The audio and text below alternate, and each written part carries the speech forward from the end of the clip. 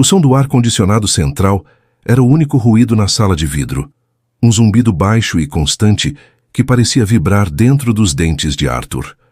Ele estava de pé, com as mãos cruzadas respeitosamente à frente do corpo, observando o homem sentado do outro lado da mesa, de mogno sintético. Juliano, o novo diretor de operações, não tinha mais do que 27 anos. Ele usava um terno azul marinho que custava mais do que o carro de Arthur e digitava furiosamente em um teclado mecânico, sem sequer levantar os olhos para o homem que dedicara 30 anos da sua vida àquela empresa. Arthur conhecia cada centímetro daquele prédio. Ele lembrava de quando o chão do armazém era apenas terra batida e a frota consistia em 2 caminhões velhos que precisavam de oração para ligar nas manhãs frias de julho. Agora, a logística meridional era um gigante de concreto e aço, movimentando milhões de reais em mercadorias todos os dias, e Arthur era o coração silencioso que bombeava o sangue por aquelas veias de asfalto. Mas para Juliano, Arthur era apenas uma linha vermelha em uma planilha de Excel, projetada em um monitor de 32 polegadas. Finalmente o jovem diretor parou de digitar. O silêncio que se seguiu foi pesado, calculado. Juliano pegou uma caneta tinteiro, girou-a entre os dedos bem cuidados e suspirou, como se estivesse prestes a explicar física quântica para uma criança. Ele olhou para Arthur com um misto de tédio e uma pitada de piedade arrogante. Arthur, disse Juliano, a voz arrastada, cheia de vogais abertas típicas de quem estudou em escolas internacionais. Nós estamos reestruturando o departamento. A consultoria que contratamos foi muito clara. O seu modelo de gestão é analógico, obsoleto. Nós precisamos de agilidade, de integração em nuvem, de algoritmos preditivos. E, francamente, o seu salário é incompatível com a nova estrutura de custos.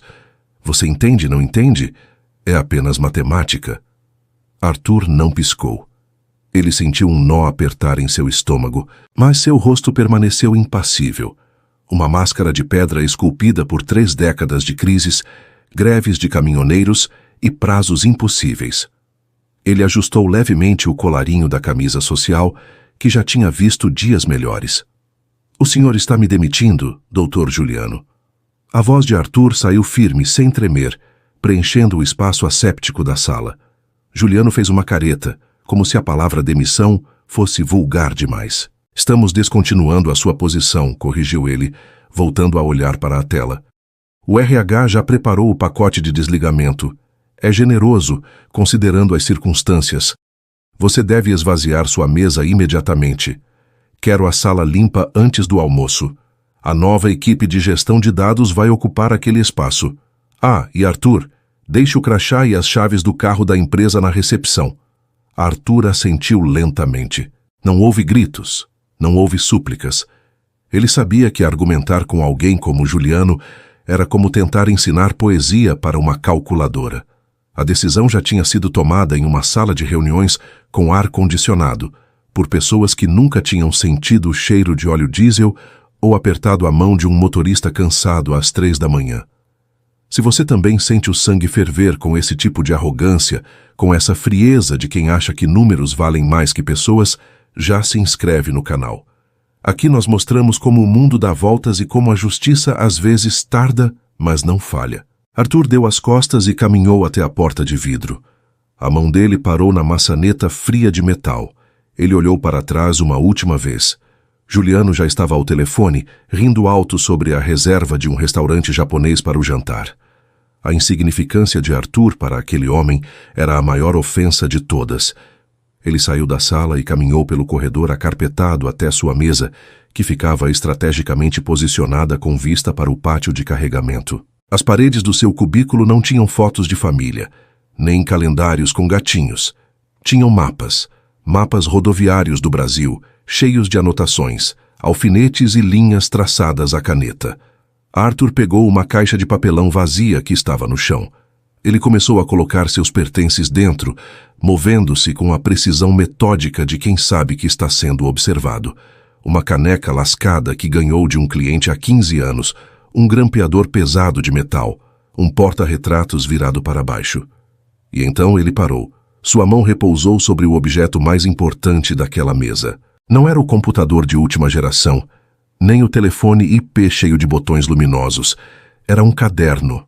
Um caderno preto, de capa dura, encadernado em couro sintético, com as bordas desgastadas e o elástico frouxo pelo uso excessivo. O caderno preto de Arthur. Aquele caderno não tinha backup na nuvem, não tinha senha de acesso, mas continha 30 anos de segredos operacionais.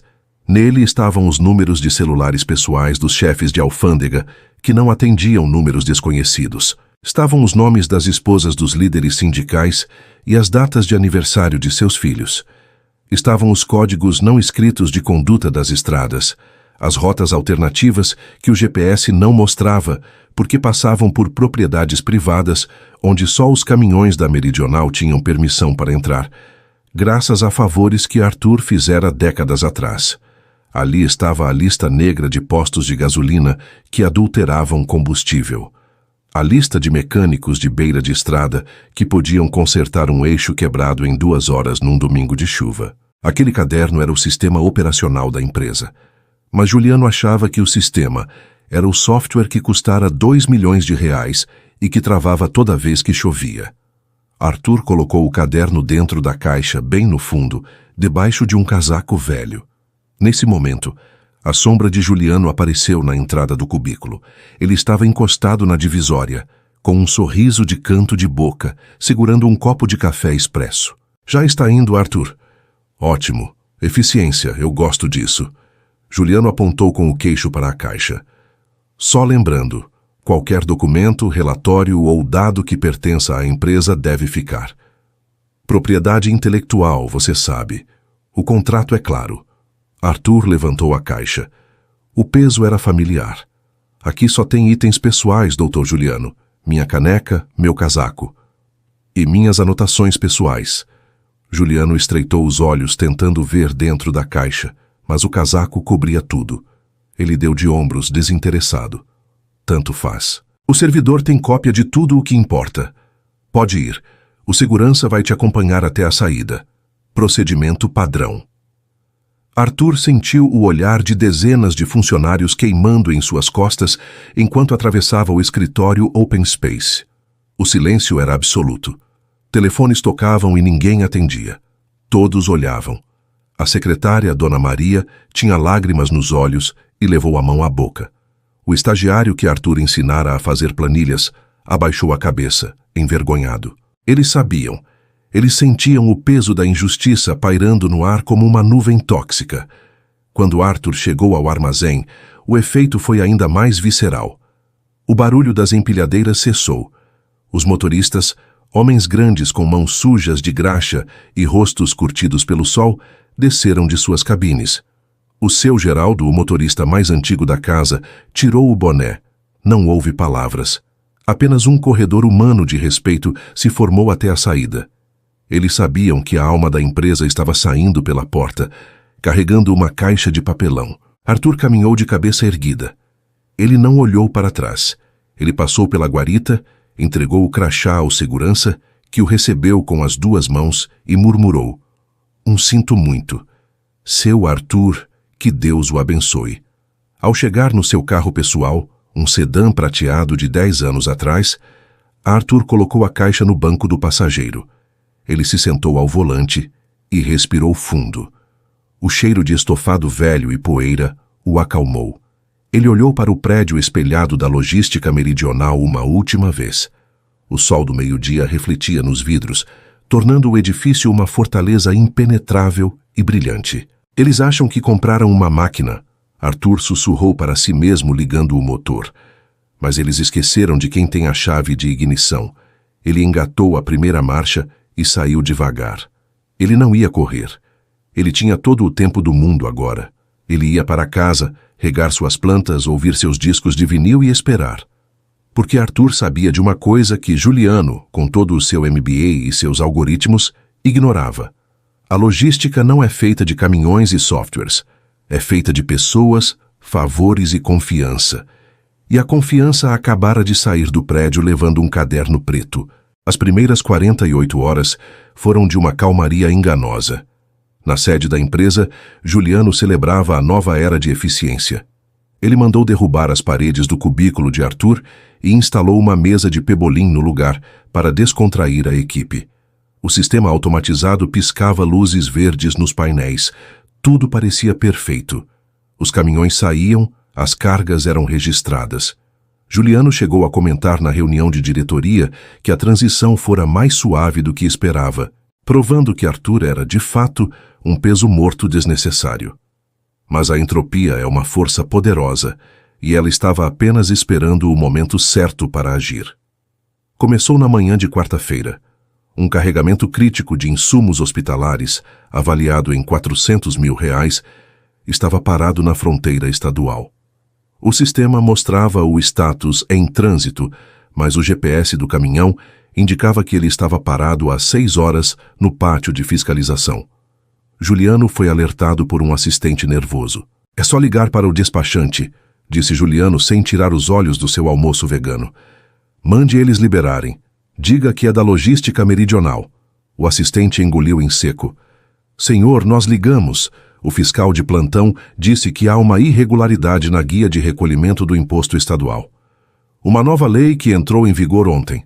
"Pague a multa e libere", retrucou Juliano, impaciente. "Não é questão de dinheiro, senhor. O fiscal disse que a documentação precisa ser refeita do zero. Isso vai levar 3 dias úteis. A carga é perecível. Se não sair em 4 horas, perdemos tudo." Juliano largou o garfo. "Como assim 3 dias? Ligue para o supervisor dele. Ameace processar. Faça alguma coisa." "Nós tentamos, senhor. Mas o supervisor... Bem, o supervisor disse que só trata desses casos especiais com o Arthur. Ele perguntou onde está o Arthur." Um silêncio frio tomou conta da sala. Juliano sentiu uma pontada de irritação na nuca. "Diga que o Arthur não trabalha mais aqui. Diga que eu sou o diretor agora." O assistente olhou para os sapatos. "Eu disse, senhor." O fiscal riu e desligou o telefone. "Se você quer ver esse sujeito pagar por cada palavra que disse, por cada gesto de desprezo, deixa o like agora. Vamos ver quantos de nós exigem justiça. Quantos de nós sabem o valor da experiência real." Juliano, furioso, pegou o telefone. Ele mesmo resolveria isso. Ele tinha contatos. Ele tinha influência. Mas ao tentar discar, percebeu que não sabia para quem ligar. O sistema digital tinha apenas os números gerais da central de atendimento do governo, onde uma gravação pedia para aguardar na linha. O número direto do supervisor, o celular pessoal que resolvia problemas em 5 minutos, não estava no sistema, estava no caderno preto. Enquanto isso, a 200 quilômetros dali, Arthur estava sentado na varanda de sua casa, lendo um livro sobre história naval. Seu celular estava sobre a mesa, tocando.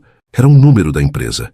Ele olhou para a tela, viu o nome assistente de operações e calmamente virou o aparelho para baixo, silenciando a chamada. Ele tomou um gole de chá gelado. O dia estava lindo. Mas o problema na fronteira era apenas a primeira peça do dominó. Às 14 horas, a frota de caminhões que atendia a região sul parou. Todos os 20 veículos. O motivo? Falta de abastecimento. Juliano invadiu o departamento de compras gritando: "Por que os caminhões estão sem diesel? Nós temos um contrato de crédito com a rede de postos Estrela do Sul." A gerente de compras, uma mulher pálida e trêmula, mostrou um e-mail na tela. "Senhor, o contrato... Bem, tecnicamente o contrato venceu há 2 meses. O sistema automático enviou o pedido de renovação, mas foi para a caixa de spam deles. O Arthur sempre ligava pessoalmente para o dono da rede, o seu Carlos, uma semana antes para confirmar a renovação e negociar as taxas. Eles tinham um acordo verbal de manter o crédito aberto baseado na palavra do Arthur." "E daí?" gritou Juliano. "Pague à vista. Use o cartão corporativo. O limite do cartão não cobre 20 tanques de carreta, senhor." E o seu Carlos mandou avisar que, sem o Arthur, a política da casa mudou. Agora é pagamento antecipado ou nada. Ele disse que não confia em garotos de terno que ele nunca viu. Juliano sentiu o suor frio escorrer pelas costas. Os caminhões parados significavam multas contratuais com os clientes. A cada hora, a empresa perdia dezenas de milhares de reais. Mas o pior ainda estava por vir. O golpe de misericórdia. Às 16 horas, o sistema principal da empresa, o orgulho de Juliano, a joia da coroa da tecnologia, emitiu um alerta vermelho. Falha crítica de roteirização. Acontece que a empresa atendia uma grande montadora de veículos, entregando peças just in time. Isso significava que as peças tinham que chegar na linha de montagem na hora exata, nem um minuto antes, nem um depois. A rota passava por uma área urbana complexa, cheia de restrições de circulação para caminhões pesados.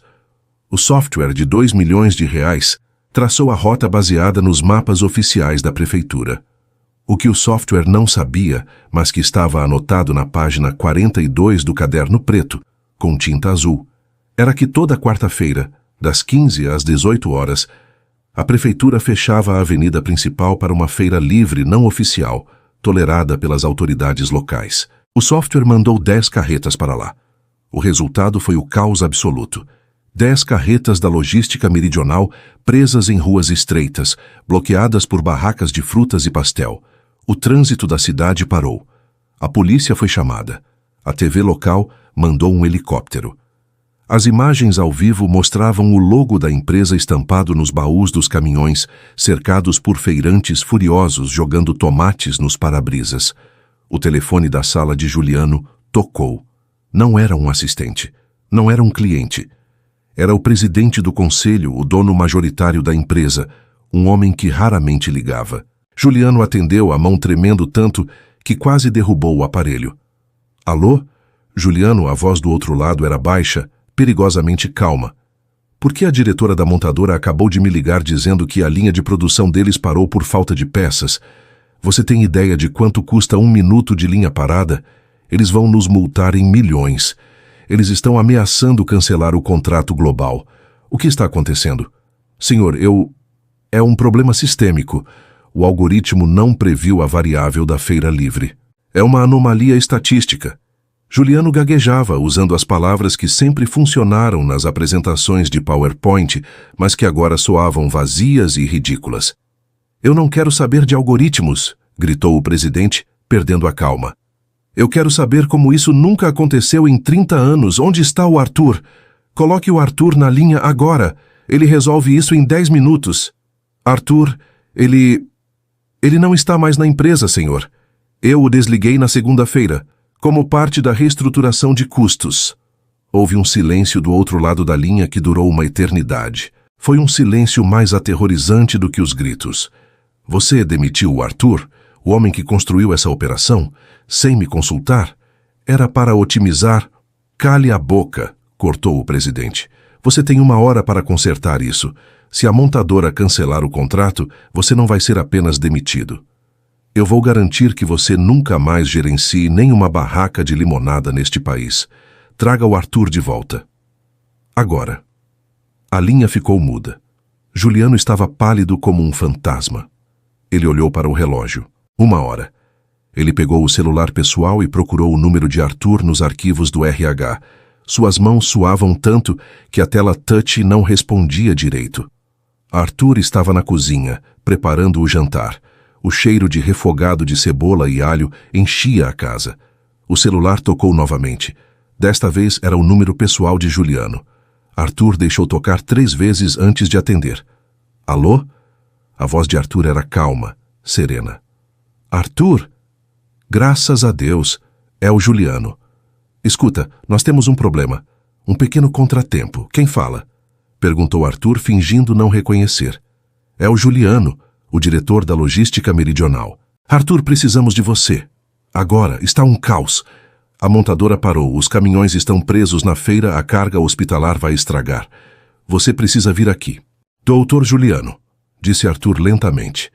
Eu não trabalho mais aí, lembra? Fui descontinuado, sou obsoleto. Meu modelo é analógico demais para sua gestão em nuvem. Arthur, pare com isso. É uma emergência. Eu pago suas horas extras.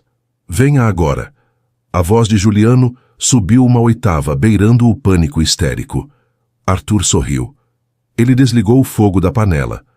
Doutor Juliano, eu estou jantando e francamente não tenho interesse em trabalhos temporários. Boa sorte com seus algoritmos. Não, espera, não desliga. O que você quer? Diga o seu preço, qualquer coisa. O presidente vai me matar. Arthur ficou em silêncio por um momento, saboreando o desespero do outro lado. Ele podia ouvir a respiração ofegante de Juliano, o som do medo puro. Meu preço? Bem, para começar, consultoria externa não é barata. Minha taxa é de R$50 mil pela consultoria de emergência. Pagamento adiantado, transferência imediata. 50 mil? Você está louco? Isso é extorsão. Então resolva com o seu computador, Dr. Juliano. Boa noite. Espere. Tá bom. Tá bom. Eu transfiro. Eu pago do meu bolso se precisar. Mas você vem agora. Não, disse Arthur. Eu não vou aí. Eu resolvo daqui, da minha casa. Mas antes, tem mais uma condição. O que é? Gritou Juliano. Eu quero um pedido de desculpas. Formal. Por e-mail, com cópia para toda a empresa e para o presidente do conselho. Admitindo que a sua reestruturação foi um erro e que a experiência humana é insubstituível. Isso é humilhante. Eu não posso fazer isso. Então a montadora vai cancelar o contrato em... Arthur olhou para o relógio de parede. 40 minutos. A escolha é sua. Juliano olhou para o escritório vazio ao seu redor, para as luzes de alerta piscando, para as telas mostrando o desastre financeiro se desenrolando em tempo real. Ele engoliu o orgulho, que tinha gosto de cinzas. Está bem. Eu faço. Eu mando o e-mail. 5 minutos depois, o celular de Arthur vibrou. A notificação do banco confirmou a transferência de R$50 mil. Logo em seguida, chegou o e-mail. Arthur leu com atenção. Estava tudo lá. O pedido de desculpas, a admissão de incompetência, a cópia para o presidente.